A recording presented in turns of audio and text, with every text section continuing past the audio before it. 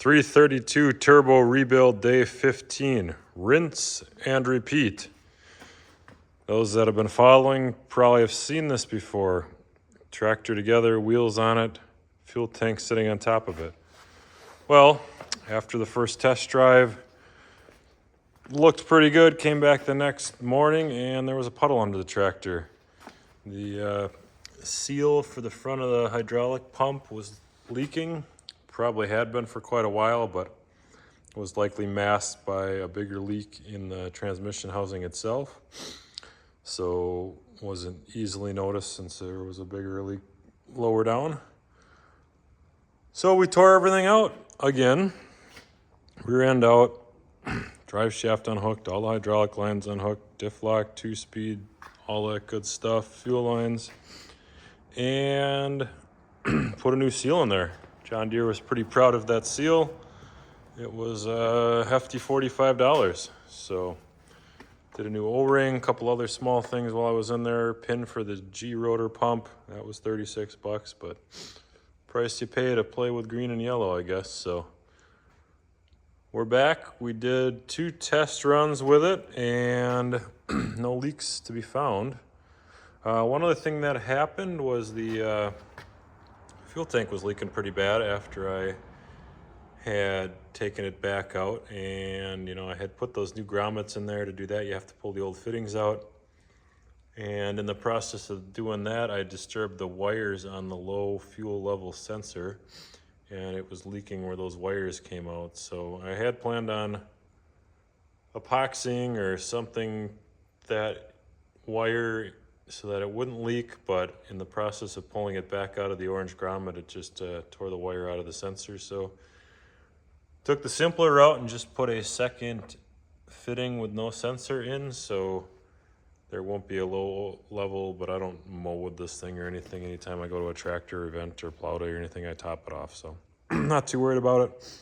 There is some moisture that continues to keep coming around this outlet fitting, so I need to look at that. The tank's only about half full. I envision that when it's up to full, it's going to leak out of that somewhat. So I'm going to keep an eye on that. Hopefully it's nothing major. Worst case, I'll have to pull the grommet out and see if there's a burr or something on the tank that's not sealing up. But not too concerned about it at this point. So again, test drive, everything looked good.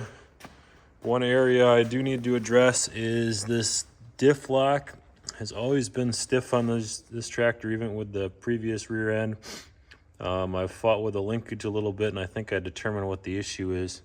I had to drill these holes. The 300 series does not come with the mounting holes for these brackets that the diff lock pivots on, and I think I was off about, let's say, a 1/4 inch on the height of those holes. So that meant that this rod was getting pressure on it, and that pivot down at the diff lock, or at the rear end where the diff lock rod goes in, was always under a lot of tension. So it would be really hard to get in, and then when you let off the pedal, it would stick and then pop out eventually. So hoping that with some readjustment to the holes, I'm probably just going to drill 2 new ones in the right positions. Otherwise, I'd have to egg those out quite a bit.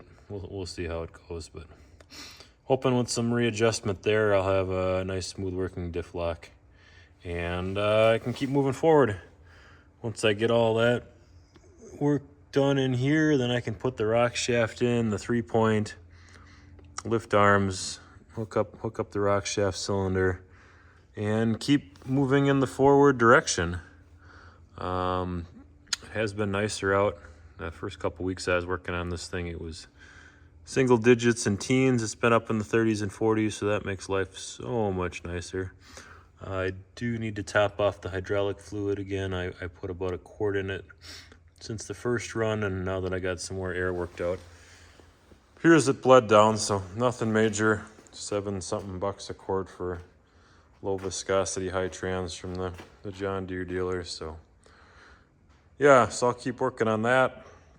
Hopefully get this thing wrapped up where I can put the fender pan back on and move forward with some engine work. So as always, make sure to subscribe, like this video if you enjoyed it, and we'll hope to see you next time.